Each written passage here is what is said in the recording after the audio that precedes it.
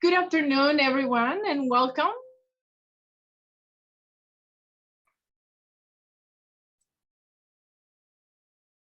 Assistant Director with the Office of Economic and Small Business Development, and it is my pleasure to introduce you to our technical assistance training session today. Now I would like to introduce our director, Sandy Michael McDonald, who has some exciting news and a great invitation for our conference. Sandy? Thank you, Maribel, Madam Assistant Director. I certainly thought you were going to say more than that, tag team partner. But hey, guys, welcome to today's workshop. Trust me, Miss Roberts will tell you what you need to be told. She'll even tell you some things you don't need to be told, but you need to know anyway. But why do I want to take these first 3 or 4 minutes? I'm excited that you're here and you're seeking assistance in completing your federal certification. I'm also excited that if you're not here and you just saw this and it's not about completing it, you want to get some information so you can make a determination if you want to get certified. But as Maribel mentioned about some exciting news, and it's probably going to be on one of the last slides, I want you to connect the dots. On May 6th, we're going to have our conference, Broward and Beyond Business Conference. And I'm just using this as an example because you're here today to be walked through the process to get certified as a DBE. On May 6th at our conference, our luncheon keynote speaker is the Director of Small Disadvantaged Business Utilization for DOT, Department of Transportation. This certification you're going through today is under 49 CFR, Code of Federal Regulation, and it's only related to projects and activities by DOT. My keynote speaker, who also will do a workshop at that same conference on May 6th, will be talking about what your opportunities are as a DBE in the federal infrastructure bill. You know, they're talking about fixing all the roads, all the bridges, transportation, aviation, the internet, 5G all over the country, all of those things infrastructure related. You now know there's a federal bill. But did you know the majority of those funds are going to flow through the Department of Transportation? And if they flow through the Department of Transportation, there will be a requirement on many of those projects to use DBEs. So you are ahead of the curve today, learning how to complete your certification application. And if meeting all the eligibility, we certainly want you to get certified, but that's where my plea comes in. Definitely attend the conference if you got time. You need to get that personal touch. But my plea comes in that if you decide to get certified, if you end up getting certified, do not stop there. Truly learn the program, 49 CFR, part 26 and 23, because there's also an ACDBE component. Cheryl might tell you about that today too, as well as the DBE. Know the program, work with our office to understand the process of how to get bids, how to navigate information, how to meet primes, how to perfect your pitch. And then understand through, like the workshop or the conference coming up on May 6th, when you have the opportunity to meet some of the right people, meet the people. See, that's what I call program, process, people. So I just wanted to stop by to thank you for participating today. There's at least 35 or 40 of you, that's cool. I hope you really get what you need. I hope if eligible, you really get certified. I hope post-certification, you take advantage of our program, learning more about the process and the introduction we'll have to you for some of the people. And if available, start getting ahead of the game on infrastructure. Join us on May 6th at the Signature Grand for our Broward and Beyond Business Conference. This will be our 5th business conference. I must tell you, you probably want to register in advance. because it probably within the next week to 10 days will be at the max. But thank you for allowing me to share a little time. I hope you have a good workshop. Please, please, please do not allow this to be the last time we engage you. We're challenging you to challenge us, engage us, do more than just get certified. So with that, I'm done. And either I'm turning it over to Cheryl, McCall, or maybe Maribel now want to come back and say a little bit more about the office. I don't know, but I am done. Thank you all. Have a good workshop. Thank you, Mr. McDonald. Bye, Sandy. And thank you, Ms. Feliciano, as well. And before I introduce the speaker of the hour, Ms. Cheryl Roberts, I want to introduce myself. My name is Tiana McCall. I'm the Public Information Officer, as well as the Community Relations and Outreach Manager for the Office of Economic and Small Business Development. And I will be helping to facilitate the Q&A session at the end of the workshop. So we want you to stay engaged with us. On the slide, on the screen for you to see, we have the Q&A icon as well as the chat icon. I will be putting key information for you in the chat for you to read and review. But if you have questions that you would like Ms. Roberts to answer for you at the end of the presentation, please make sure you put those in the Q&A section, as we will take all of our questions from the Q&A section. So that's all the housekeeping that I have. Without further ado, Ms. Roberts, it is all yours. Hello and welcome to the How to Get Certified with the DBE certification. Go to that first slide for me, Tiana. So the certification, the federal DBE and ACDBE programs. The DBE stands for Disadvantaged Business Enterprise, and ACDBE stands for Airport Concessions Disadvantaged Business Enterprise. In order to qualify for the DBE and or the ACDBE certification, you must be at least 51% owned, managed, and controlled by a socially and economically disadvantaged individual. And it's important to understand that and there. You must be socially and economically disadvantaged in order to qualify for the program. Your personal net worth must not exceed 1.32 million. That figure does not include your primary residence, nor does it include the interest that you have in the business that you're applying to be certified. For the disadvantaged business enterprise, gross max receipts, they just went up actually this year in January 2022 to 28.48 million over 3 years. Now, when we review an application, we review it based on a 3-year average, but the US DOT also allows us to use a 5-year average for those firms that appear to be nearing the $28.48 million maximum. So we maintain records up to 5 years of your business tax returns. For the airport concessions, DBE, that maximum is 56.42 million. Now that difference, I'll talk about a little later. That difference is because the airport concessions requires much more of a resource output for the business itself than the DBE certification. But we'll get a little more into that once I get into the application. For us in Broward County, our office will review applications for Broward County businesses only. If you're located outside of Broward County, you can find out who would review your application by going to the FDOT website in Tallahassee.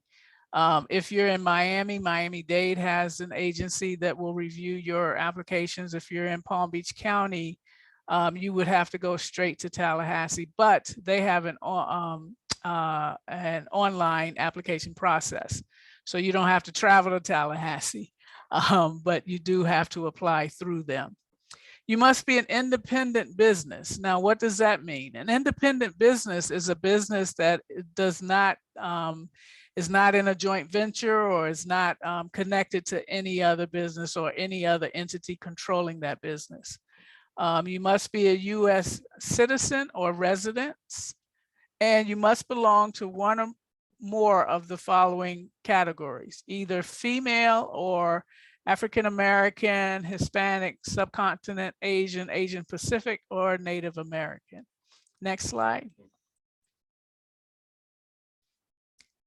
Okay, the program, a little bit about the program. It ensures the participation of these groups, these folks who are qualified for the DBE program. It creates a level, or attempts to create a level playing field for those firms.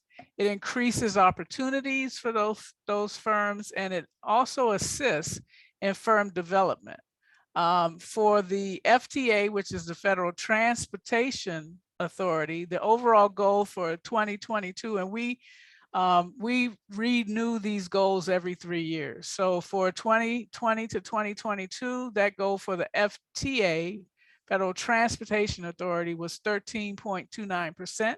So that means of all projects that include federal dollars, at least 13.29% of those projects must go to DBE certified firms. And for the FAA, which regulates airports, the goal for that triannual goal was 17.19% participation. Next slide. So DBEs can have an annual gross average, like I said, of 28.48 million, but it's important to recognize that when we review your application, we are reviewing your the maximum gross receipts based on your NAICS code. Excuse me, if you're not familiar with the NAICS code is the code that the federal government uses to describe the services that you provide. And that the Small Business Administration has a list of codes and what the maximum revenues are for those codes. So for the construction codes, the revenue maximums are pretty large. But there are some codes like engineering or architecture that have a smaller maximum revenue. So say you do, say you're a civil engineer and you also do surveying. Well, civil engineering is 6.5 million. You can't go over 6.5 million in that 3-year average. And surveying is a little bit less than that. I believe it's 4 million. So you could be certified initially with both codes for surveying and for civil engineering, but then because your revenues go over 4 million, you may lose your ability to work on projects based on the surveying code. And we can get into the weeds with that during the Q&A process. But I just wanted to let you know that 28.48 is the maximum for participation in the program, but each individual firm that's DBE certified will have a different maximum income based on their NAICS codes. Certified companies throughout the state of Florida and outside Florida can participate in Broward County federally funded contracts. They can participate in any federally funded contract throughout the state of Florida if you're certified in Florida. We also do, and every other state also does, interstate certification. So if you're interested in becoming certified in Georgia, the thing for you to do is to get, if you're here in Florida, is to get Florida certification first, because that's considered your home state. And then you can apply for certification in Georgia under an expedited certification process. So you go through us with all the hoops that we make you jump through for the local, for the home state certification. And then when you go to Georgia, there's a really simple process to get certified in Georgia. And then you can work projects not only in the state of Florida, but also in Georgia. Now, I often get a question from people who say, well, I got certified, my DBE certification in Miami. Do I need to apply again in Broward? And that answer is no. Once you're certified in Miami-Dade, or Orlando, or Tampa, or Jacksonville, you're certified for the whole state. There's no need to get recertified anywhere else within the state of Florida. However, if you do want to go to another state, Louisiana, Texas, Georgia, then you would have to get certified with that state, but you don't have to go through the same process you go through with us. Next slide. All right, so I want to spend a little time with the checklist, the certification checklist. This is the checklist that we use internally to determine whether or not a firm, one, is eligible for certification, and two, has all the documentation that they need in order to complete a US DOT DBE file. So this is real important that you have all the documentations that are required for the DBE certification. And the DBE certification is a lot more complicated, or at least it's a lot more cumbersome in terms of documentation than our local program. So of course, with the DBE, you need your resume. You must have a resume, and a resume is not a bio. I often see people who will submit a company bio to account for the resume requirement, and that does not fulfill the resume requirement. We need an actual professional resume. The financial statement, that is a US DOT financial statement, and we'll talk a little bit about that a little later. But it's not the personal net worth worksheet that we use for our local program. This is a US DOT document. We need your personal tax returns for the previous 3 years. We need your firm's tax returns for the previous 3 years. Now, if you haven't been in business for 3 years and say you've only been in business 1 year, and you haven't, say you started your business in January 2021, but you haven't filed your taxes for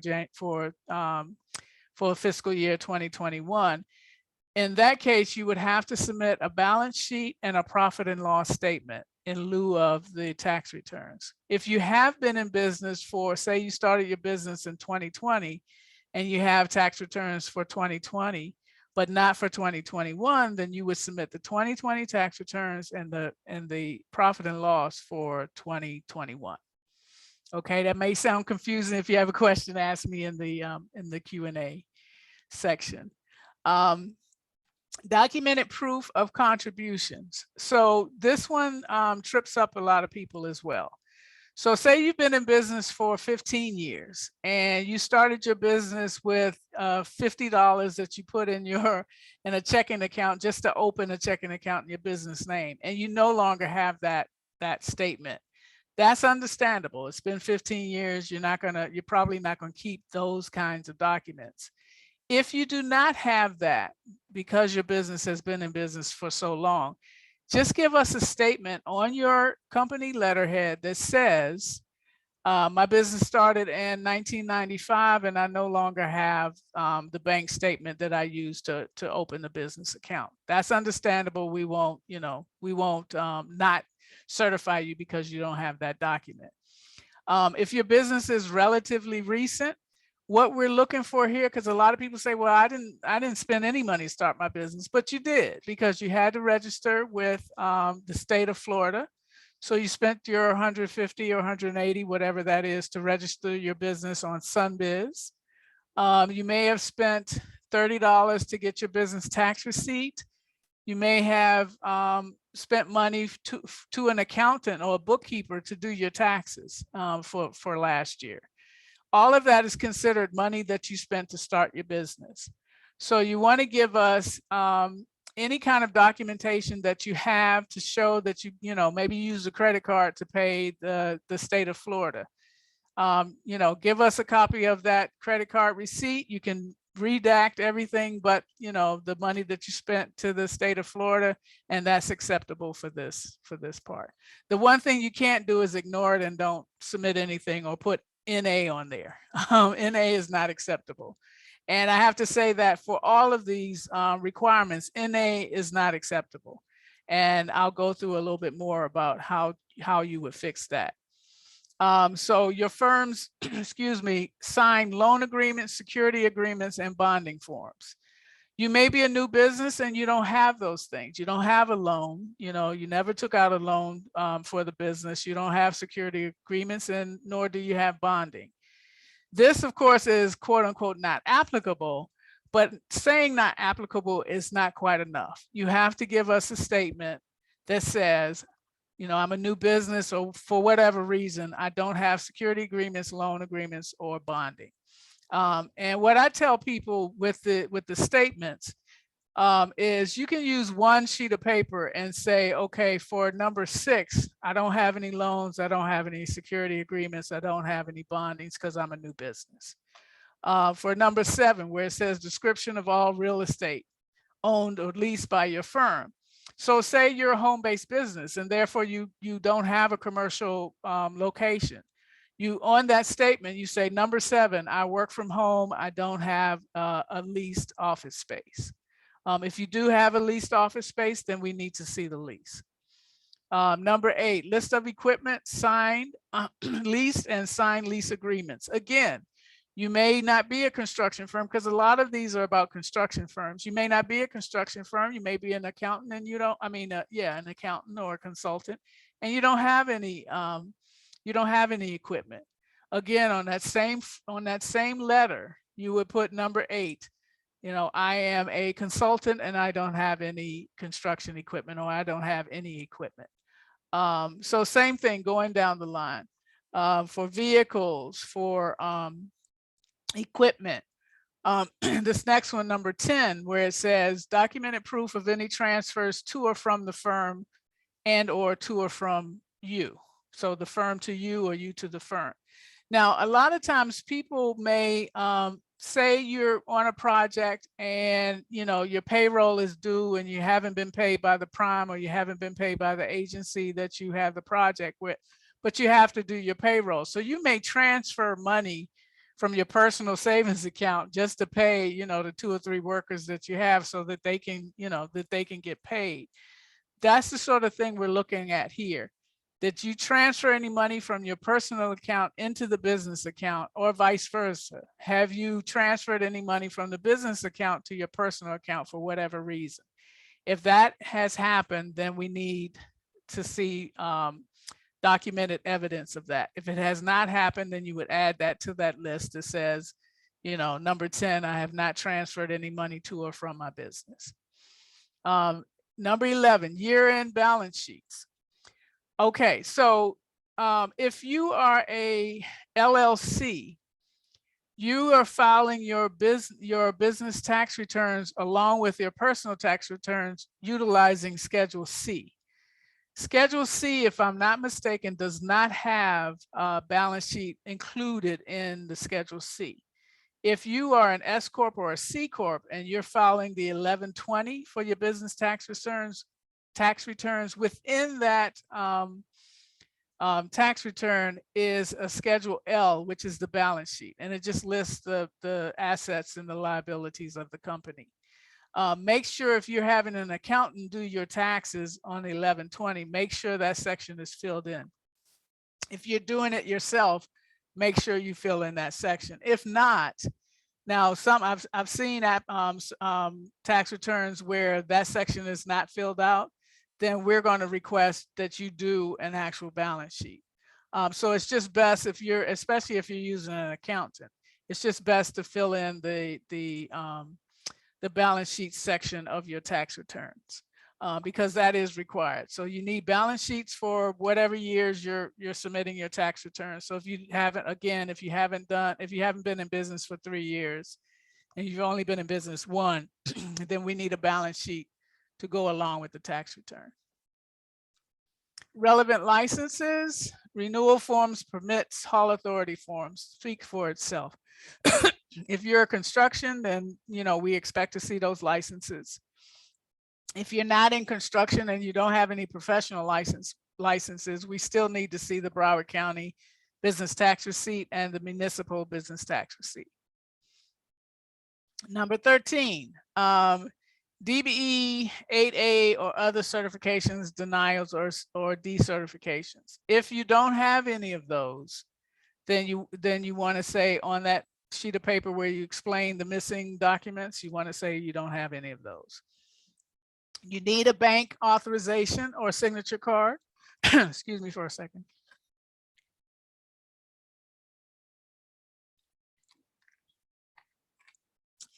I don't talk this much during the day, so my throat gets dry. So some banks don't want to release your signature card for security reasons, and we understand that. But that same bank will give you a statement that says ABC Construction and John Doe has a business account at our bank, and they are the signatory on that business account.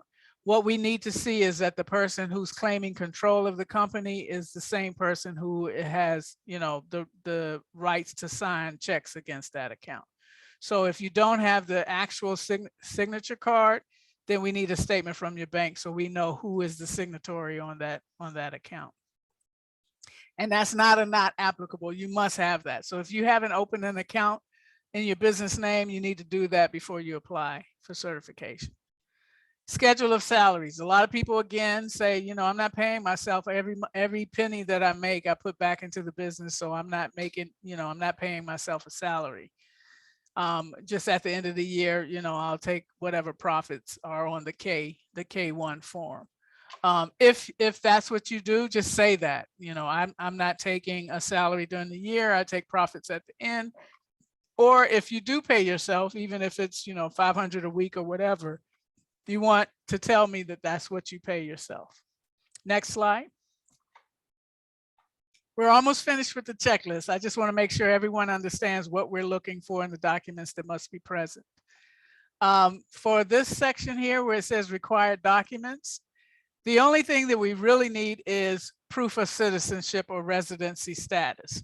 So you can submit a birth certificate, you can submit a passport, or a permanent residency card or green card. And so, but you must have that. So either one of those three things can be submitted for this section. Number 16 and number 18, we're really not looking for that. Okay, if this is a partnership or a joint venture, you need to submit that documentation. But remember, not with partnership, but joint ventures, we don't certify the joint venture itself. We certify one of the entities that is within that joint venture. And that entity must be the entity that is eligible for the DBE certification. Additional required documents. This is for LLC and or S Corp or C Corp. We will need, if you are an LLC, we need the official certificate of formation or operating agreement for LLCs. When you register your company on SunBiz, you will have an articles of incorporation, even though it says incorporation, but it really is either for LLC or for S Corp or C Corp. That's the official one signed by the state or stamped by the state. If you are less than 100% owned, then we need to see if you're an S Corp. And this is only for S Corp, not for LLCs. If you're S Corp or a C Corp, we need to see the stock certificates and the ledger. A lot of times you'll have husband and wife owned firms, and they won't do stocks because, you know, they're husband and wife. So it's, you know, it's all going in the same pot.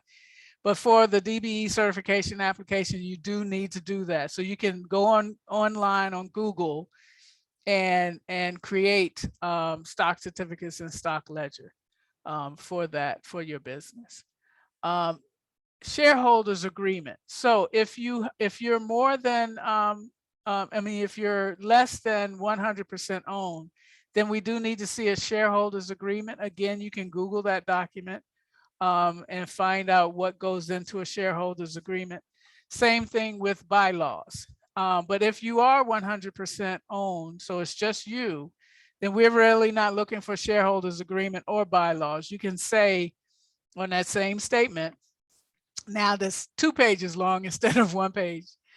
You can say, you know, I'm a sole owner of this company and therefore I have not created shareholders agreement or bylaws. But just remember, if you ever plan on bringing someone into the business, say you're grooming your daughter or your son to participate with you in the business and eventually take over, and you decide, well, I want to give them, you know, I'm gonna give them 1% of my company or something like that, then you need to create a bylaws and a shareholders agreement. And what these two documents do is they lay out what is the responsibility of the 99% owner and what's the responsibility of the 1% owner. And then the corporate bank resolution, that's the same thing as the signature card that we asked for on the other page. And again, the official certificate of formation or operating agreement, and that's for LLCs only, not for S Corp or C Corp. If you're a trucking company, then you need to provide these documents here. No need to put on that statement these two sections here, because it'll be obvious if you're a trucking company or if you're a dealer, commodity supplier, that will need these documents. But if you're not, we won't be looking for them. Okay, next slide.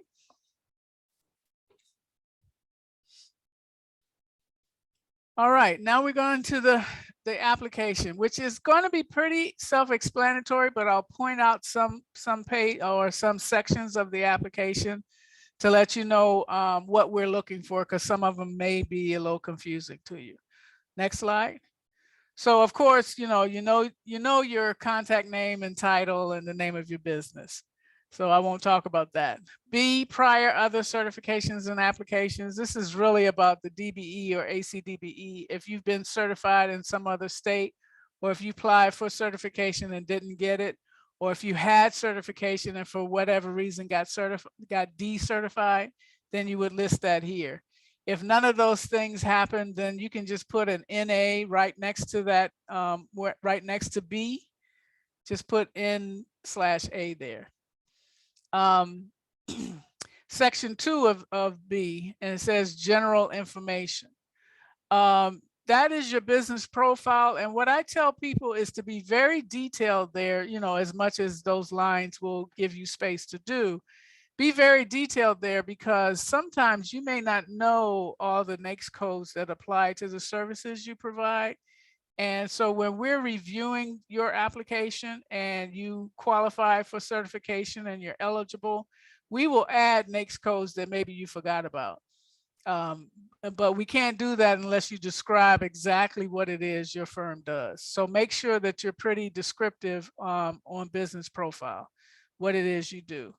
Number 2 are the NAICS codes. You need to fill in the NAICS codes, and a lot of people put one figure on. You see there's like 5 or 6 lines or 6 lines, and they'll put 263220. It's really enough space for 6 different NAICS codes, so you don't have to put one NAICS code there, if I'm making sense. But again, we will review your list or your description of your business, and we will review it and add the NAICS codes where appropriate. The firm was established on, you want to put the firm's beginning date, and it should be this. Most cases it's the same as we have owned this firm since, but sometimes you may buy a firm from someone else. So the firm may have started in 1975, and then 2001 you bought it, or it got transferred from your father to you. Whatever the case may be would make those 2 dates different. Method of acquisition, you started a new business, even if that business is 15 years old, but you started it brand new, then you would say started new, you would check the box, started new business. And then those other sections are self-explanatory. Next. All right, so is your firm for profit? If it's not for profit, stop. Don't fill out anything else. The DBE program and the ACDBE program is for for-profit businesses only. It's not for nonprofits. You need a federal tax ID number. So again, you just started your business. You're a sole proprietor. You use your Social Security number on, all your financial documents. Stop. Don't do that. Don't do that. Even if you're a sole proprietor, you still want to get an EIN number, and it's really simple. You fill out the IRS form, and they usually give it to you within a day. It's pretty automated. So you definitely want to get an EIN number, and when you file your taxes, if you want to use the Schedule C, and then use the EIN number for the Schedule C. The type of business structure, that's self-explanatory. Number of employees should be self-explanatory. Include yourself. So if it's just you, then you would put 1 full-time employee. And gross receipts. So you want to list the last 3 years of gross receipts for your company. And though that figure that you put there should match the figure that you put that's on your tax return. So say you made last year, you made 235,543. And on this line, don't just put 235,000. It should be 235,543 because we are looking to see that it matches what you filed.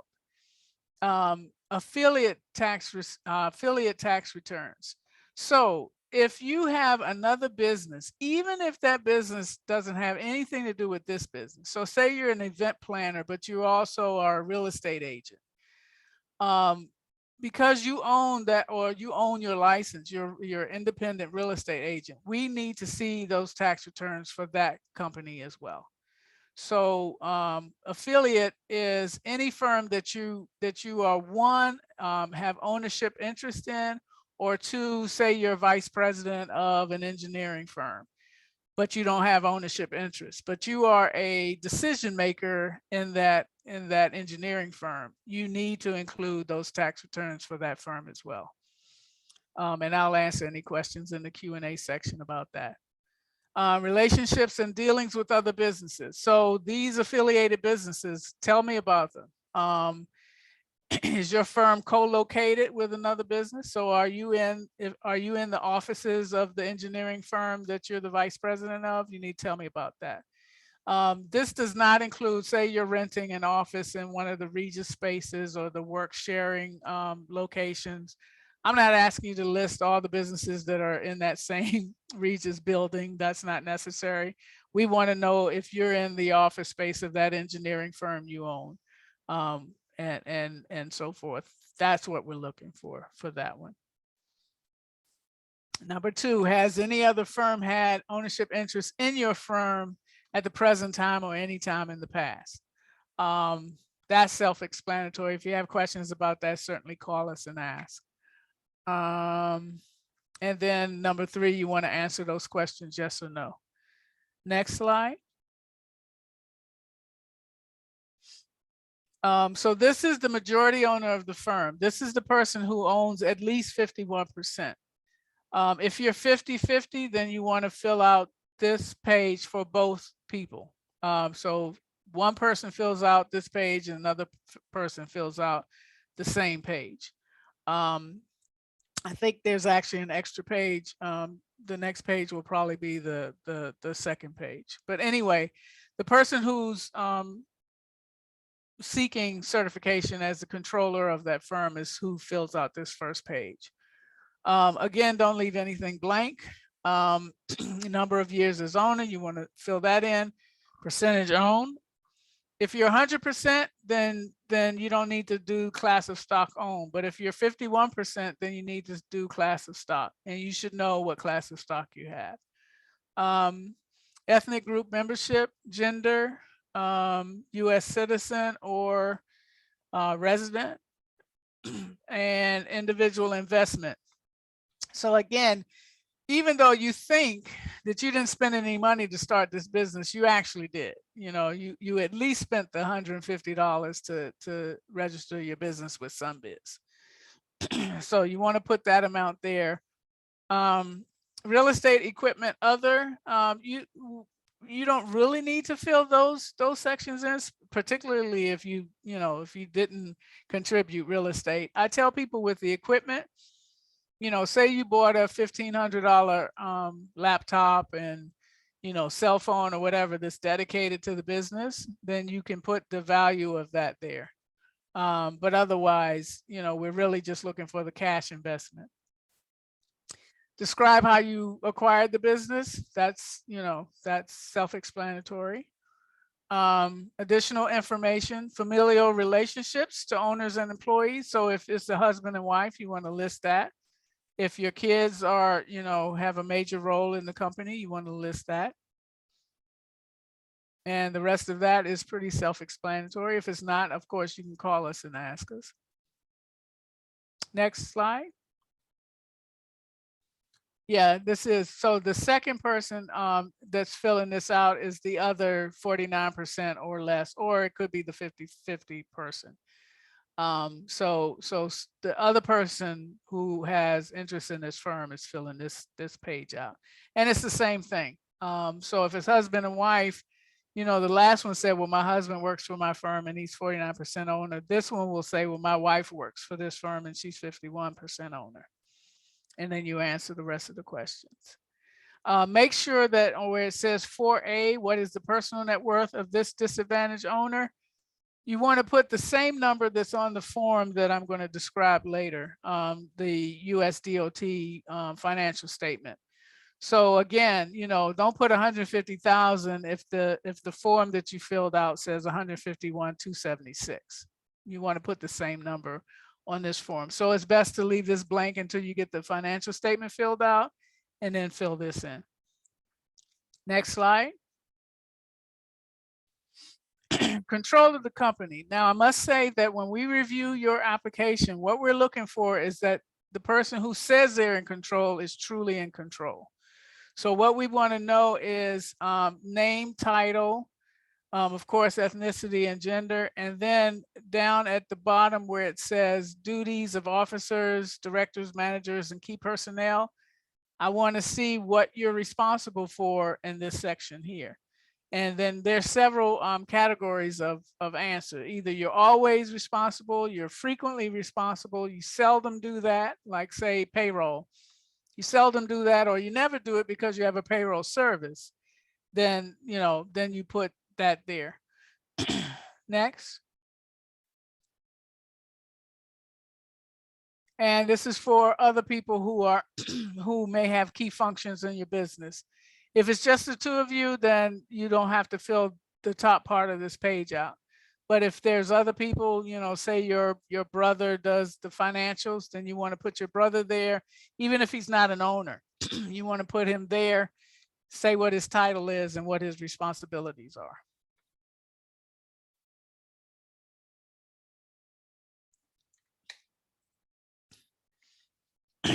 So underneath that section there, it says, does any of the persons listed in B1 or B2 perform management or supervisory function for any other business?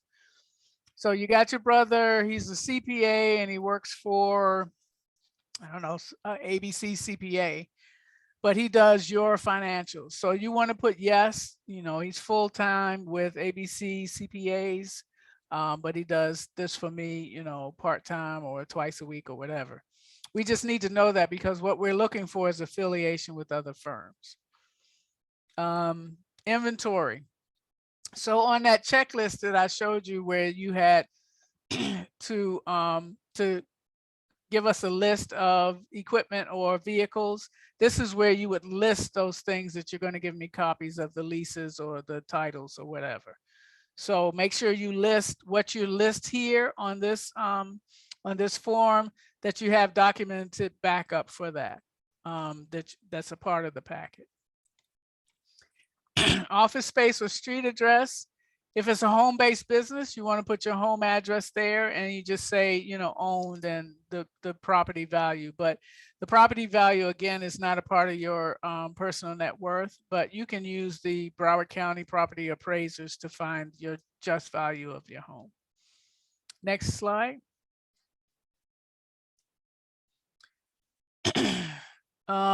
Yeah, this is the same thing for storage space. If you don't have any storage space, it's okay to put NA there. Yeah, the rest is your financial information. And let's see, source amount purposes. Oh yeah, money that has been loaned to you.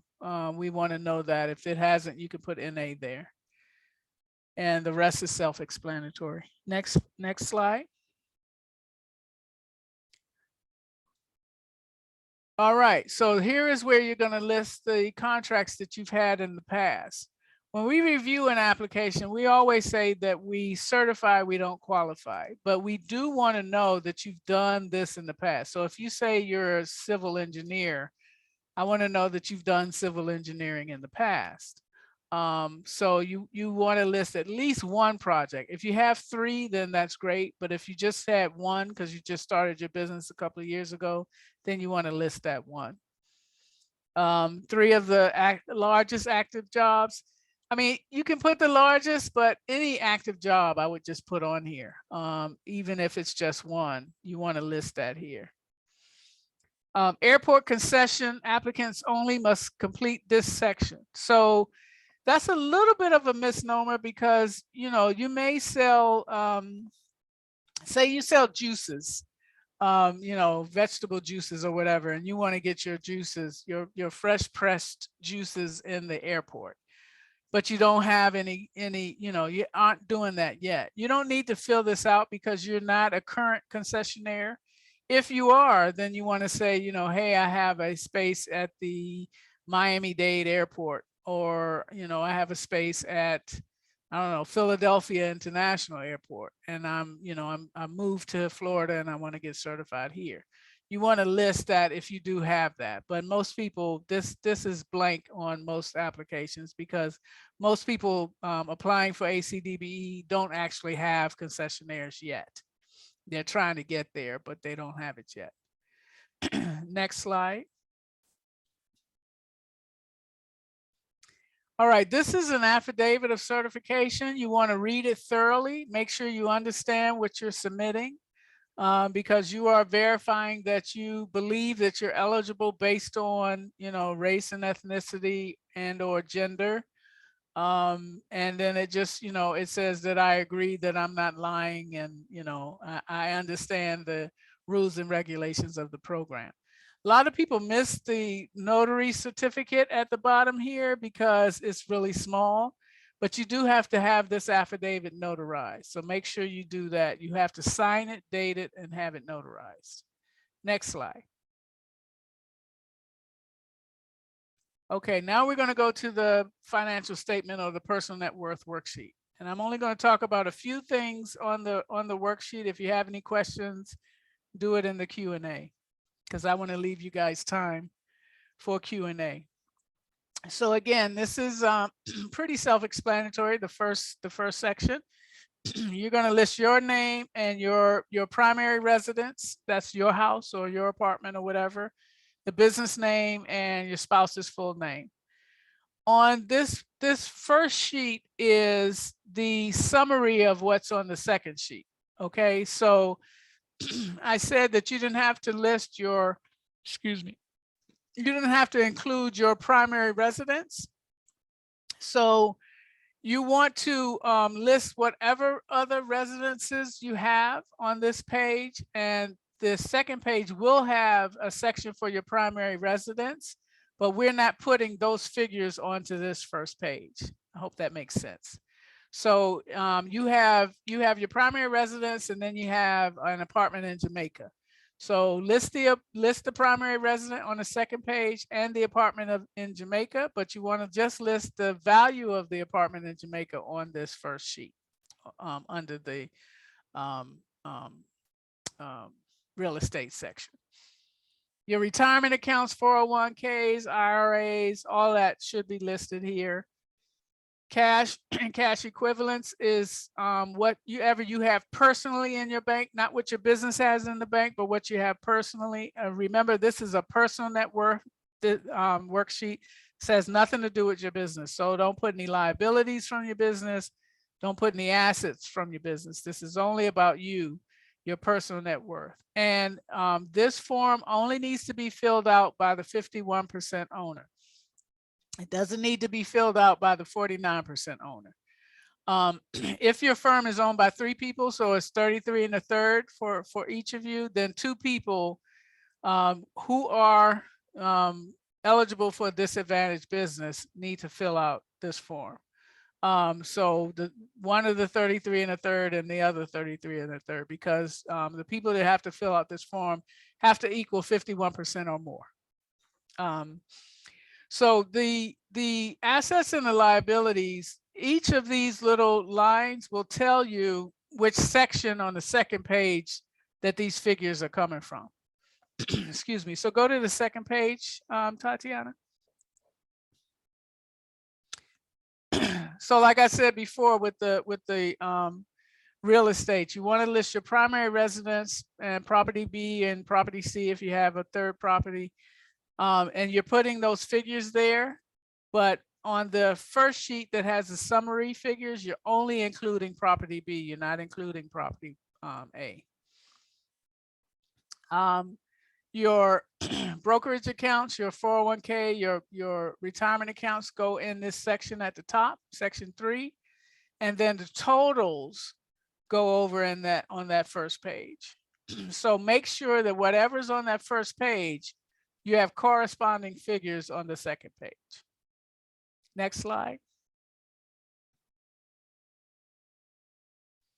And again, you want to fill this out, you know, type of property and asset and all that. You want to fill each of those sections out because they correspond to what you have on the first page. And then again, because the notary certificate is so small, people miss it. This form does need to be notarized. Next slide. And this is a description of each of those sections. So if you want to go through and read those, do read them. But you don't need to submit this with the packet. A lot of people include these pages, but these are for you and your records. And it really just tells you how to fill out that financial statement. It doesn't need to be a part of the packet. Next slide. Next slide. All right, so I'm done with the presentation. I did want to leave, and I think I did. I left about a half an hour, 40 minutes for Q&A. So any questions, be sure you put them in the Q&A and not the chat. The chat is for chatting. The Q&A is for questions. Tatiana, you want to, Tiana, I'm sorry. I always mispronounce your name. You want to take over? No problem. That second key is there, Cheryl. It tends to confuse everybody. It don't make sense. Let me turn my camera on. Okay. So we have some great questions that are going on there in the chat. Some of you, in the Q&A, some of you have placed your questions in the chat. So I tried to make sure that I redirected you if you did that, so we can make sure we get those covered. I'm going to go ahead and launch the poll at this time. It is a quick 5-question poll that I definitely need your feedback on. Here at the Office of Economic and Small Business Development, we want to make sure we're providing program and services and workshops such as these that are worthy of your time, that are providing valuable information and insight that you need to grow your small business, to be productive here in Broward County. So we don't want to do things that aren't beneficial. So it's important that you give us your feedback. So take just a few moments. It's 5 questions. Quickly go through those and share your feedback on this workshop. And Cheryl did a great job providing everything regarding the DBE application process. And then we're going to go ahead and transition to answering your questions in just a minute. I will give you just a few more seconds to make sure that we have feedback from everyone. Thank you so much to everyone for completing the survey. And folks are quick to let you know what you're doing wrong, but they don't want to ever tell you what you're doing right. And we want to do things right more frequently than we do them wrong. So this is your opportunity to make sure we know if what we are doing works for you or not. So thank you so much. So it looks like we are at about almost 50%, right at 50% that have participated. If I can get just a few others, the other half, that will be great. So I'll leave that up, Cheryl, but I'll go ahead and start transitioning to the questions. Okay, and then I will shut that down here in a few minutes. There they go, they're moving. Thank you, ladies and gentlemen. We appreciate your feedback. So first question is from Ron Laporte, and he asked, what if I do not make money yet to pay city taxes as a part of your requirement? How do I go about it? Well, you know, I can't tell you how to spend your personal money, but I can say that if that's the case and you don't have money to, you know, get your business tax receipts or register your business on SunBiz, then you're, you know, frankly, you're not ready for the DBE certification. So you want to get that stuff under your belt first before you apply, and then apply for DBE certification. And just to give some context to that, Mr. Laporte, those city taxes are minimal dollars with respect to the cost out of it. So it's about, they're somewhere between $30 and $60 or so, depending on what city or municipality that you are in. And it's important to note, there was one question that I answered, Cheryl, about important to note that there's 2 business tax receipts that are required. So you have to have a Broward County business tax receipt, and you also have to have a city business tax receipt. So wherever your business is located, whatever address your business is located in, you have to have one for the city that business is in, as well as here with the county. So it's two different things, two different costs, but again, they're minimal. They're $30 to $60 or somewhere in that neighborhood. Again, and it varies from city to city. Okay, the next question is from Tina Williams. And she is asking two questions. First, she wanted you to clarify exactly what it means to be the socially and economically disadvantaged. And then two, she says she has an office in Broward County with a business tax receipt and one in Palm Beach County. So she wanted to know if she's still qualified. Well, you qualify for the DBE based on your location. It just depends on who you are applying to. I'm going to answer the second question first. So if your business is headquartered in Palm Beach County, then you need to do the online application through Tallahassee. If your business headquarter is here in Broward County, then you would do it through us. But you cannot use a PO box. So say you have an office or a home office or whatever in Palm Beach County, and then you have a UPS store or a PO box or whatever here. That does not count as a headquarters. It has to be a physical location. So whether it's a home or a commercial location, it needs to be a physical location. So if you're headquartered, if SunBiz says that you're headquartered in Palm Beach County, then you need to apply through the online certification application through FDOT. And if it's Broward County, you would apply here. What was the first question? I forgot. No problem. The first question was, can you please clarify exactly what is meant by socially and economically disadvantaged? Right. So yeah, we were instructed by USDOT several years ago to make sure that people recognize that they need to be both economically and socially disadvantaged. Social disadvantage is basically a member of one of the ethnic groups that is listed as qualifying for the DBE certification. Economically disadvantaged means that you have limited access to resources, basically. And the way they define that is that your personal net worth is less than 1.32 million. But that's not all we look for. It's not just personal net worth less than 1.32 million.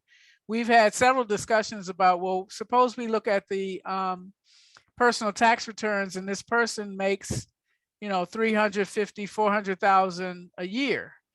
Their personal net worth, because maybe they have a lot of liabilities, is 900,000, but they're bringing in 400,000 or 500,000 a year on their tax returns.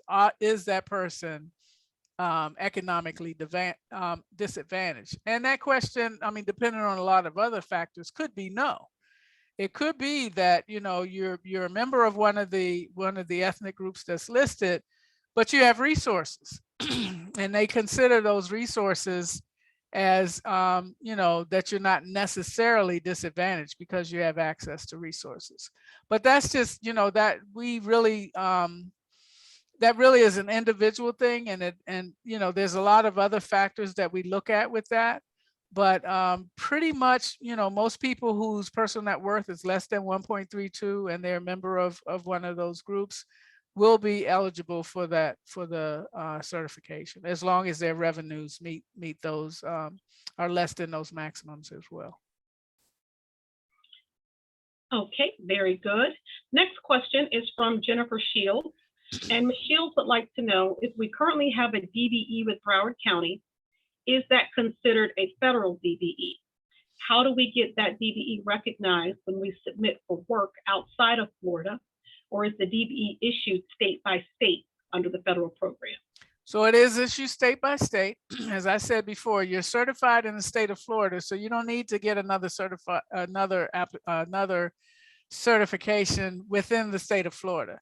If you want to go to Georgia, there's a process that you have to apply to Georgia, but you tell Georgia that you're certified in Florida, And what you want to do is you want to find out what they need from you. Most states, I know us included, will ask for the original application that you submitted to your home state. They'll ask you for the tax returns, both the business tax returns and the personal tax returns. They'll ask you for any licenses, particularly if it's a licensed organization, so architecture, engineering, that sort of thing. And they'll ask for the financial statement. Any other documents will usually be pertaining to that state. Some states ask for your most recent certification letter because they want to see what NAICS codes that we approved for your firm. And what they'll do then is once they get all of those documents from you, they'll contact us and ask us for a copy of the site visit report, which we'll send to them we usually send it within 7 days of their request. Excellent. Thank you, Cheryl. So the next question is a pretty easy one. Question is, will U.S. passports suffice for citizenship? Yes. Very good. Next question is, what do you need or use the bank statements and transfers for? Can't the business be verified on SunBiz? We're looking for control. So the DBE certification is about the eligibility is about who controls that business. So the financial statements give us an understanding of who is doing who is making the financial decisions for that firm. And we want to make sure that the person that's applying is also the person making the financial decisions. Very good. Next question is from Baron Channer. Does DBE certification apply to wholly owned affiliates of the certifying entity? Be a little more specific. I'm not sure what you're asking. So Baron Channer, if you can go back into the Q&A and clarify your question, then I will re-ask it as soon as I see it entered in the chat. I will go to the next question so in the interest of time. So Mr. Baron Channer, please clarify your question and we will come back to it. The next question is, well, this is, what if you were starting a new business? This was probably sent at the time you were explaining something specific. So again, this is a number 19546. Participant attendee 19546, if that is your screen name. If you can please clarify your question with regards to what if you're starting a new business, what that was in relation to, then Ms. Roberts will come back and answer your question. Dan Perez is asking, where do I find and what are the NAICS codes? Okay, the Census Bureau actually has a page where you can do a keyword search. If you go on Google and just put NAICS codes, Google will list, I believe they list the Census Bureau's site first. You go to that page and you do a keyword search. So if you're a painter, don't put PAINTER, just put paint. Because painter, you may do wall coverings, you may do acoustic ceilings, you may do all kinds of stuff as a painter. So just put paint, and then you're going to see the list of NAICS codes that correspond with those services. Yeah, that's how you find the NAICS codes. And again, make sure on the application that you are very descriptive in what you do, so that you may put, one NAICS code, but forget to put another one because you didn't realize it was a separate code. And we will take care of that for you. Very good. So the next question is from Alicia Howard, and she's asking, it says that you have to write a notarized letter for each item you don't have on company letterhead. My notary said the notarial statement has to be on the document for him to sign it. Do you have a form with this language, or is this not really needed? No, the statement that you're making about what what documents you don't have that don't apply to your company. So you can't say I don't have a bank statement. I mean, a signature card. You do need those. But like if you're not a construction firm and you don't have equipment, we're just asking that you list those things and say, you know, I'm not a construction firm and therefore I don't have construction equipment. Though that form there, the one that I'm saying, these statements, does not need to be notarized. Okay. The only notaries, let me just say this, the only notaries that are needed is the affidavit, and it says it at the bottom where you put the notary certificate, the notary stamp or whatever, and the financial statement, the FDOT personal net worth financial statement. Those are the only two documents that need to be notarized. Okay, Cheryl, so we got clarification from 19546 who was asking initially about what if you're starting a new business. So clarification, they were basically asking, you know, if we're starting a business, what if I'm getting into a new industry? How do they apply? Or well, I often tell people, and you know, this is general information, not just specific to your case, is that, you know, the DBE certification is for you to do to participate in projects at airports, seaports, transportation, highways, and that, you know, they're very, you really do need to qualify in order to participate in these industries or these entities.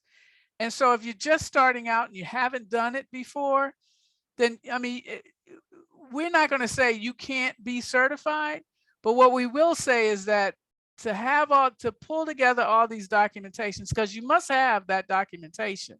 If you're just starting your business and you don't have that stuff, then it's not time for you to apply for certification. But the other thing is you have to understand, once you get certified, in order to participate in these activities, you've got to have you know, the qualifications to do them. So if you say that I'm going to do asphalt, then, you know, whoever is going to choose you to work with them out at the airport needs to know that you can do runways, that you can lay asphalt on runways and all of the, you know, all of the little intricacies that go along with that. And if you've just started and you haven't done that before, the DBE is not going to help you get work there. So it's not just a certification, but you have to show that you're qualified to do that. So I'm just saying that to say, if you're just starting out and a lot of those documents you don't have, don't try to get certified now. You're probably not ready. great advice, Cheryl. So Cheryl, we have interesting questions that I'm going to pose to you, but I also want to give a segue to it afterwards. So let me go ahead and let you answer the question first. Okay. Viraj, I believe it is asking, I have almost completed my application. Can I email it to Ms. Roberts to have a look at? I am not sure about a few areas. The best thing to do is email me with questions about the areas you're not sure of, so I can answer those questions, because I'm going to tell you, it's only 2 of us in this office doing certification, both for the DBE and the local program. And I simply don't have time to review an application before I have to review the application. In other words, once you submit it, I need to review it for eligibility. If you have questions on a particular section, certainly email me with the questions that you have on those sections, and I will try to answer them as best as I can. But once you submit that application is going to be reviewed for eligibility. So you want to make sure that all your questions are answered and all the documents are there before you submit it. Because if you submit it without the required documentations, we'll just send it back to you. And so on that note, let me first be clear with this disclaimer. This does not, what I'm about to say does not apply to the DBE application process at this time. However, we get this type of question all the time. And as Ms. Roberts said, there's 2 people that are reviewing the applications for both our local program, our CBE and SBE program, as well as the federal program, the DBE, ACDBE applications. So because we get this type of question all the time, where small businesses need a little bit of assistance and support with answering these type of questions, we have created what is called our Get Certified Lab. At this time, though, the Get Certified Lab is only applying to our local certification.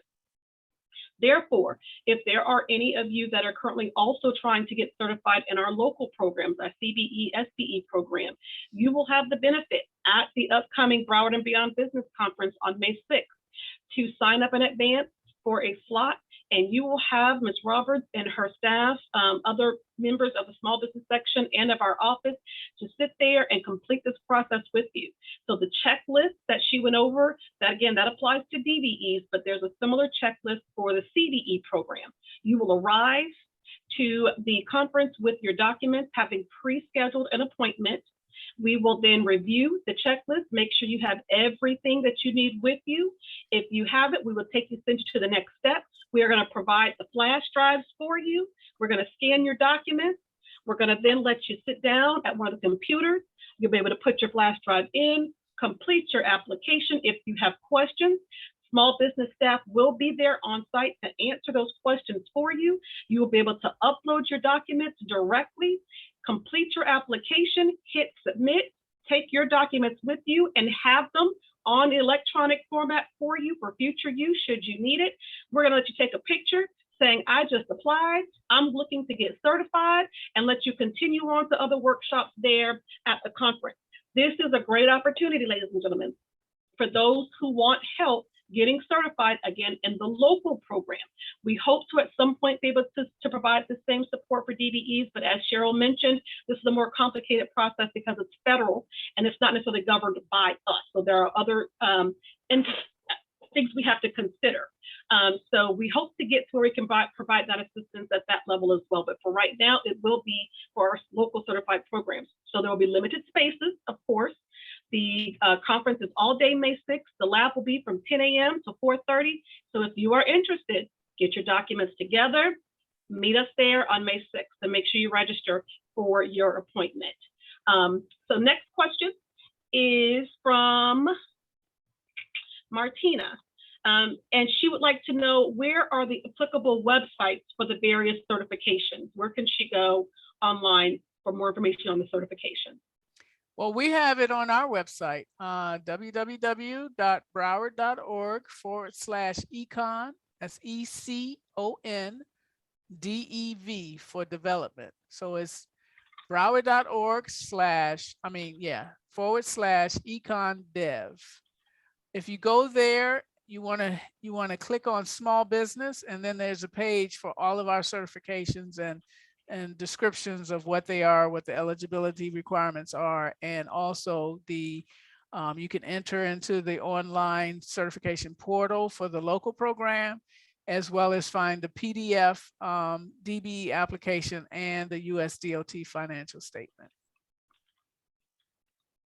Okay, very good. I am putting that in the chat for everyone. So for certification information, please visit broward.org/econdev and select small business. That website is in the chat for you to grab.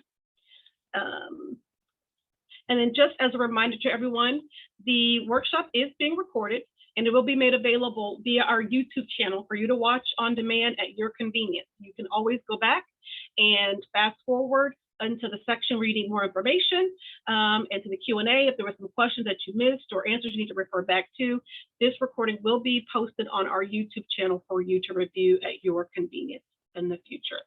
Next question is from Cecilia, and she is asking, okay, it's a similar question. So where do I obtain the application and where do I return the required documentation application? So again, the website that I just placed in the chat, please visit that website and the information regarding the application will be located for you there. So Dan Perez is trying to clarify the forms for the city and county taxes. Where can I obtain those? Again, go ahead, Cheryl. Oh, I was going to say for the Broward County tax receipt, you can get that online at broward.org/records taxes and treasury, I believe is the website. But it's the agency. You can also search for records taxes and treasury and go to business tax receipt there. For the municipal tax receipts, you'll have to go to the website of that city. So if it's Tamarack, you want to go to Tamarack's website. And it's usually somewhere around doing business with Tamarack or yeah, it's going to say business. It's going to say the link will be business, and then you should be able to find the business tax receipt and all the qualification or all the documents that you need to obtain that tax receipt. Okay, very good. We'll put in the chat for Broward County, because again, we can only tell you for the county specifically, you have to contact your respective city or municipality for their process. But I will put in the chat who you contact for Broward, which division, what department, records, tax and treasury department, for more information on the county's business tax receipt. Okay. Let's see, next question. If you have been an independent contractor for several years, but have only an LLC within the last 2 years, but have filed your Schedule C on your tax returns, is that okay? That's fine, yeah. Very good. Ramesh is asking, regarding net worth of directors of a S Corp, what is the net worth limit and is it counted together for all directors, or all directors have a separate limit for their net worth? Okay, one, the personal net worth must not exceed 1.32 million. Second, we're only looking for the personal net worth of the person who is at least 51% owner and controller of that business. So if it's, if it's 4 people and one person's 51% and everybody else is less than that, then we're just looking for the personal net worth of the 51% owner. Like I said earlier, if it's 3 owners, 33 1/3, then we're going to need at least 2 people who qualify. So they have to be a member of one of the ethnic groups that I mentioned, or gender, female. So we'll need the personal net worth statement for for at least 2 of them. Very good. Okay, next question is, my business zip code and my residence are different. According to the business zip code, it is not a disadvantage, but according to my home address, it is. Can I apply? No, the zip code doesn't determine your eligibility for the program. You might be talking about HUD zones or something, but that doesn't determine the eligibility for the DBE program. What does though, if your home address is Broward County and your business is located in Miami-Dade, then you need to apply for DBE through Miami-Dade. If your business address is a PO box, because you're actually operating out of your home, but you don't want anybody to know your home address, you can't use a PO box as your physical address. We do need a physical address, and that physical address needs to be in Broward.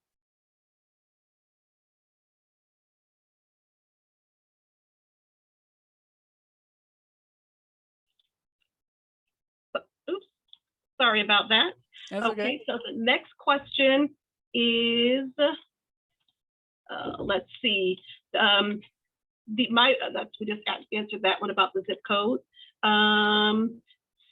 So that's Tina Williams. Just thank you for your response regarding the primary office being in Palm Beach County. And then next question is, I think you covered this, but they were clarifying, what if you do federal business, do you still have to go state to state? And you did clarify that they do have to get, go through the process and the other states. Right. And then the next question is from Lorianne Minoff. If I'm a 51% owner in Texas, but have primary residence in Broward County, how do I go about getting on the right path for eventual DBE in the future? Do I have to be certified here first, although my business is there? You need to be certified in Texas. That's considered your home state. Get certified in Texas first, And then if you wish to be certified in Florida, then you want to apply to Florida as an interstate certification. And like I said, what we'll look for is the application that you submitted to Texas. We need the letter that says you're certified in Texas under which NAICS codes. We need your tax returns, both personal and business. We need the financial statement and any licenses that apply to your business. But you do want to get certified in Texas first because that's where the business operates. Thank you, Cheryl. Mm-hmm. This is Vanetta filling in for Tiana for a moment. Okay. The next question we have from Greg Stelmack. Can you go over the personal net worth item again? Does your 401k count towards your personal asset total? Yes, it does. Your 401k, your retirement, your IRAs, any of the retirement or investment accounts are considered part of your assets. Yes. Thanks, Cheryl. The next question comes from Aldo Areco. Is there a way you can certify having no sales the first year? If you just started your business and you haven't had any sales, we still need a balance sheet and a profit and loss statement. So say you haven't had any sales, but you've spent money. So you've bought materials, you've paid for licenses, your profit and loss statement should list that. So you would have, income 0, outgo or liabilities, whatever you've spent. So we need a balance sheet that lists assets and liabilities, and profit and loss that lists, your income and your expenditures. Wonderful. We have a few more questions. The next question comes from Ron Laporte. We are a streaming television show, I'm assuming. How do I sell my service to the government? Well, it wouldn't be in the DBE venue. You could apply for the local certification if you're in Broward County and apply under media, as a media company. So I'm assuming that maybe you do advertising or something on your streaming channel. Possibly. If Ron would like to expound upon that, he can add additional comments in the Q&A area. Thank you, Cheryl. Mm-hmm. The next question, I'm not sure if this is a question or not, but it comes from Rochanel Mater. If I own a food and drink business. Let's see if he had any additional comments. No, but Ron says yes to the question, Cheryl. To which question? I guess if he does media, if he also does yeah, then I would get the local certification. The DBE, you probably are not going to you're probably not going to get any business under that program. But certainly, I mean, even us, we contacted media companies so we could advertise our BBB on May 6th. So there are opportunities within in our local certification program. So you might want to consider that. Thank you. Not sure if Mr. Mateo wants to expound upon his comment or question, but he can do so in the Q&A. Mr. Ron Laporte also notes they do ads, and he has SAM.gov certification. Oh, good. Yeah. Okay. The next question comes from Adriana Grael. My company is a construction remodeling firm. I also am a real estate agent. Do I have to list that even though I don't do much real estate? Yes, you do have to list it. And even if you don't do much, even if you did, $3,000 last year, we need to see that Schedule C or that tax return. But just know that the real estate will not get you any business with the DBE program. The DBE program is basically for businesses to do work at airports, and you know, some transit and highways, but mostly at the airport. So whatever goes into running an airport, whether it's, you know, the construction, the professional license, I mean, you know, engineering, architecture, that sort of thing. If the services you provide are not something that the airport would buy or would seek, then, you know, I suggest you not go through that DBE process, because, you know, it's a tedious application. There's a lot of personal information that we're asking for. And, you know, if you're not going to get, you know, if the services you provide are not something that the airport would buy, then you really don't need to get that DBE certification. If you're interested in a minority or women-owned certification, go through the state through supplier diversity and get the minority, the MWBE certification through the state.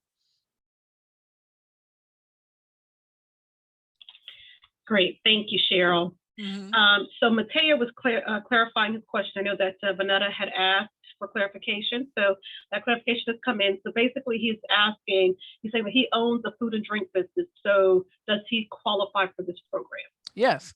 Mm-hmm. I mean, that food and drink is something that can be sold at the airport. Yes. Now, whether or not you qualify, I can't say that until, you know, there's other eligibility requirements that you have to meet. But yeah, selling food or drink is something that can happen at airports. Okay, next question is from Dan Perez. I work from home, but my official business address is in another Broward city, a UPS store. Which city would I be paying taxes in? Your home. Okay. So the UPS store address would be used as the mailing address, but the physical address would be your home, and that's where the tax receipt should come from. Okay, very good.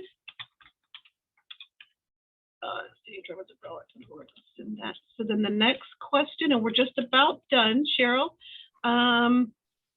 In terms of capacity building, how can your business be considered to work with a larger entity or subcontract with another larger certified entities to gain capacity? She says she hopes her question is clear. I'm not sure if I did justice in my reading of it. Was it clear, Cheryl? I think what she's asking is a very good question. So you're getting certified, or you're already certified, and you're a small business, and then there's another certified firm that's a bit larger than yours that can help you get projects with the Broward County as a subcontractor. We do have what we call second and third tier subcontracts. So Purtle will subcontract with ABC Construction, and ABC Construction needs an electrician, so they'll subcontract with another person. It really behooves them to subcontract with another CBE because that helps Purtle fulfill the goals. So so the question is, how do you go about forming those relationships? And basically that's it. You got to form those relationships. And I really suggest for folks that are interested in doing networking to come to our May 6th conference, because that's where you can start meeting people and forming those kind of relationships. There will be small businesses who are certified, small businesses who aren't certified, and representatives from prime contractors at that conference. So I really suggest, for networking purposes, that you show up at that conference. That is the best advice you could give them, Cheryl. We have things outlined for all segments of our small businesses, as you mentioned, those that are certified as well as those that are not certified, those that are interested in local certification as well as those looking in federal certification. New this year at the conference, we're going to have a section, or what's called a rental car supplier diversity expo. It's an event we do every year, but this year we're bringing it as part of the conference. So we will have all the rental car agencies there represented from Fort Lauderdale Airport that are looking for DBEs and ACDBEs to do work with them. Additionally, we will have what Cheryl was referring to as a segment called Meet the Primes. We have extended an invitation to all the primes here in the area that are currently doing business in Broward and that are looking to do business in Broward. And that will be meeting small businesses to partner on those contracts, those projects, so they can meet their small business certification goals. So that will be a chance for you to come with your capability statement, with your elevator pitch, with your business cards, do some shaking of some hands, some networking, building those relationships, putting a face with a name, and making sure you say something that makes you memorable, so that as they're looking for somebody that has, that they need the services that you provide, the products and services that you provide, that you're the one they look to call. So again, May 6th is going to be a beneficial opportunity for many, many things: to network, to complete your certification application on the local side, if you're interested in that, as well as with regards to the initial part of the question with capacity building. We will have a workshop specifically on capacity building. We're going to bring in the best subject matter experts that we have here in Broward County and beyond to share information about how to scale your business, how to build capacity, things that you need to know. So again, that was a loaded question, and I know that we both gave a loaded answer, but it was ideal to making sure that you understand the value of this free conference and the resources that we're going to provide for you that day on May 6th. Next question is from Samantha Robinson. What about skincare products at the airport? So I'm assuming that she's wanting to clarify if this is a business that should get certified. I've seen that in different airports. I can't say that I've seen that at Fort Lauderdale. I'm really not sure. I mean, at least personally flying out of Fort Lauderdale, I haven't seen a kiosk for skincare. But yeah, there's a possibility. What you need to know, and those of you who are interested in selling food or any other kind of commodity at the airport, is that it really is resource intensive. Those leases, say you want a kiosk to sell, you know, makeup or skincare products, it's very, very expensive to set up or to lease space at airports because millions of people fly through there. So airports can ask quite a bit for leases. The other thing is, anybody who's interested in becoming DBE, ACDBE certified, you really need to know whichever airport that you're interested in putting your products in, that you know who the concessionaire is at that, the main concessionaire at that airport. For Fort Lauderdale is Paradies. And I don't have off the top of my head a contact for Paradies, but you do need to make connection with Paradies to ask them, you know, is there an opportunity for me to you know, provide skincare products at the airport, at the Fort Lauderdale airport. Very good.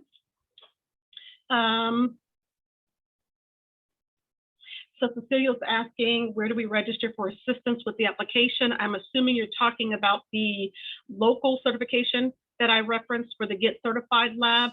That information will be available on the conference webpage. It may not be up just yet, but if you go online to register to attend the conference and you select that you're interested in the Get Certified Lab, it will come to you. They were making sure that the scheduling portal worked. So it may not be up there just yet. We just, I think, finished testing yesterday. But if you register for the conference and express your interest in the lab, we will be contacting you. So where's the information about the May 6th conference? Well, I'm going to make sure I share that with everyone. There's a slide that's coming up next about it, but I will go ahead and say it aloud. It's going to be at Signature Grand on Friday, May 6th. That is National Small Business Week, where we'll be celebrating all of our small businesses. And it'll be at Signature Grand in Beatty from 8 a.m. to 4:30 p.m. And you can register at broward.org/bizbeyond. I have put it in the chat as well for your convenience. And it looks like we have answered all the questions, Cheryl. So very good. I put up the slide for you all. There's the information. You can use your phone and take a picture of it so you have it. You know where to register. You have the date. Again, it is free. And I would strongly encourage you to register early and to arrive early. because when we reach capacity, even if you've registered, we will have reached capacity. Last but not least, we want you to stay connected with us. You all, thank you for providing the feedback that you did in the poll. That again is helpful with us to determine what workshops to plan and to provide information for you. If you are not currently receiving our weekly newsletter, the Business Assistance Weekly, or as we affectionately refer to it as the BAW, you can use this QR code on the screen. Simply take your cell phone with the camera and just hold it up to the screen. You'll be prompted to send an email and just say, sign me up. And we will make sure that you receive the BAW. It comes out every Wednesday, today at 6:15. So if you are not receiving it, then that means you need to go ahead and ask us to sign you up. And again, information comes in there from our director. He provides great tips and tools and resources. If you're interested in bids, we have the hot bids and hot tips corner. So there's all types of information that comes through there that we provide here as an agency, as well as with some of our community partners. So that's a great resource for you if you're not currently taking advantage of it. So I don't have anything further. Cheryl, I'd like to thank you all for attending on behalf of the Office of Economic and Small Business Development, for taking some time out of your busy schedule to join us today to hear more about our DBE certification program. And we hope to hear back from you, and definitely we hope to see you on May 6th. Cheryl? That's it. Just remember that this was recorded. This will be up on our YouTube channel. So if you have any further questions that we weren't able to answer today, you can certainly watch this again, rewind or fast forward to the section. And if you have any additional questions, you certainly can feel free to call our office. I always suggest people email me because my phone rings off the hook and occasionally I have to just turn it off. So email will probably be the best way to reach me, which is chroberts@broward.org. And I have just placed that in the chat. So if you will take a look over at the chat, it is in the chat for you to grab. There are some questions if there's going to be any subsequent conferences. So the BBB, or the Broward and Beyond Business Conference, is an annual once-a-year conference that we do that's focused on small businesses. We will have our annual international conference, the FITSE conference, that will take place in October. It's a different dynamic, it's a different target audience, but there's still great and resourceful information there as well. So if you currently are unable to attend, I see Nima is stating that she will be unavailable. There may be segments of that conference that we will be doing live on Facebook that perhaps from where you're located, if you follow us on Facebook, then you'll be able to at least watch some portions, such as the opening plenary should be maybe live, and perhaps the keynote speaker will be live. And we also do throughout the year meet and greets. So meet the primes. There's often some of those depending on the projects that are coming up. I know the Convention Center project, we've had a meet Balfour Beatty on a number of occasions when they get to different sections of that project and they're looking for CBE firms. So there's our office does all kinds of networking, or provides all kinds of networking opportunities. It's just that BBB is the big one, and that's when everybody attends. And, you know, depending on, you know, what you're looking for, who you're looking to network with, that's really a good one to attend. So if you can't attend it, I suggest you do watch it on Facebook Live, whatever segments are on Facebook Live, because you don't want to miss that. And so again, that's where that can be. I know Nemo was asking where. So you can, if you're following OESBD, follow us, OESBD, on Facebook, and then you'll be prompted when we go live so that you can click it if you're at a place where you can watch. If there are no other questions or comments, thank you so much, Ms. Roberts, for your time and for the valuable information that you provided for our small businesses. And again, we are looking forward to engaging with each of you in the coming days and weeks, and definitely at the conference. So have a great rest of your week and a safe weekend, and we will see you soon. Bye, everybody.